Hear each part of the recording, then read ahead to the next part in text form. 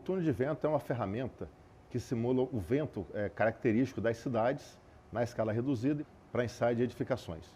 Por exemplo, se eu quero simular, vou fazer um ensaio de uma cidade no interior, onde você quer construir uma edificação no interior.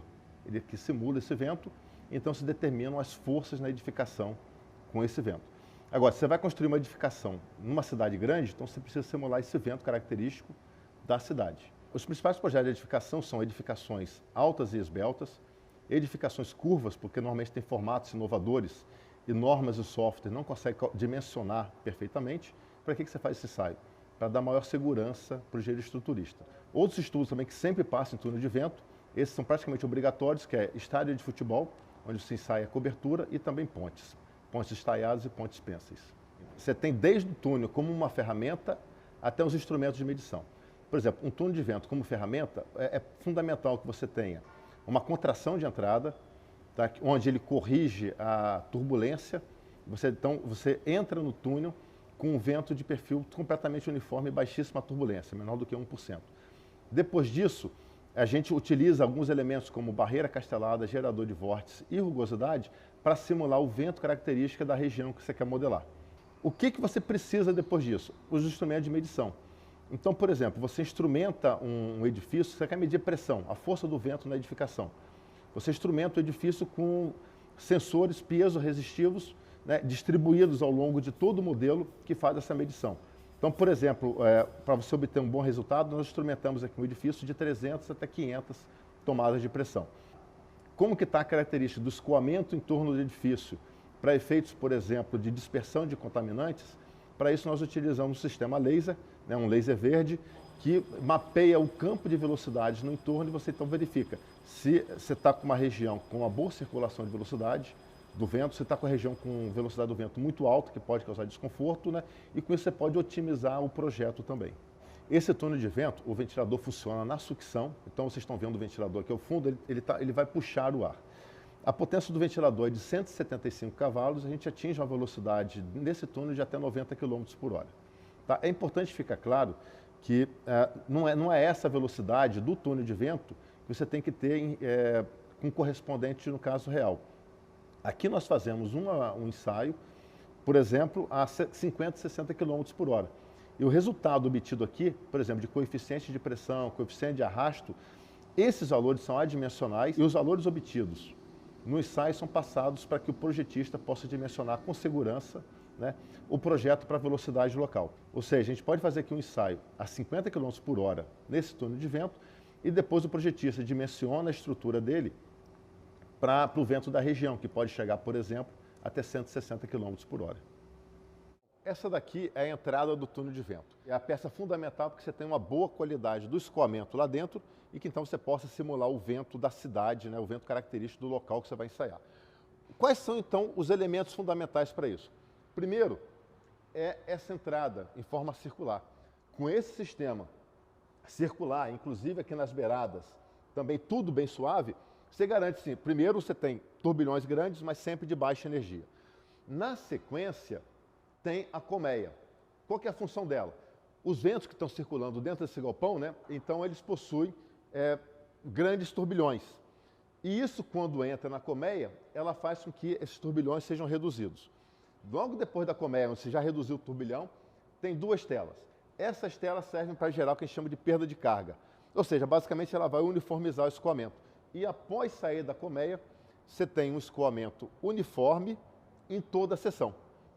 Uma contração muito bem feita garante que você tenha um escoamento perfeitamente uniforme na entrada do túnel e com baixíssima turbulência. O que quer dizer isso? Né? Para você ter uma boa contração, por exemplo, depende da curva dessa contração e da relação de área. No nosso caso, a relação de área na entrada para a área de saída é de 2,5 vezes. A partir desse momento é que nós utilizamos elementos geradores de turbulência para que então possa ser modelado o vento característico da cidade. Inicialmente lá atrás tem a colmeia e depois as telas, que são os elementos retificadores.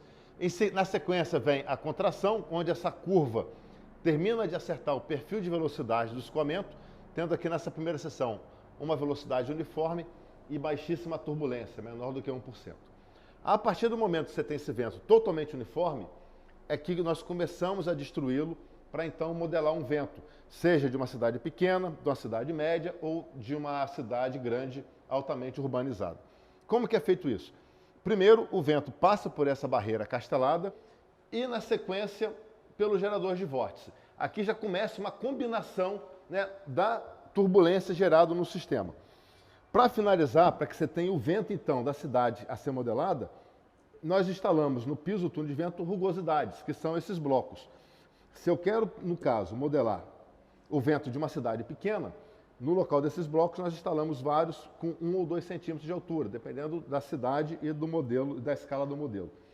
E se nós queremos fazer um ensaio, por exemplo, no centro de São Paulo, né, que tem grandes edificações, então nós instalamos rugosidades, bloquinhos desses com altura de 8 ou 10 centímetros. A partir daqui, o vento começa então a ter atrito com o piso, e então gerar o perfil de velocidade e a turbulência necessária na sessão de teste lá na frente de cada cidade que a gente quer modelar.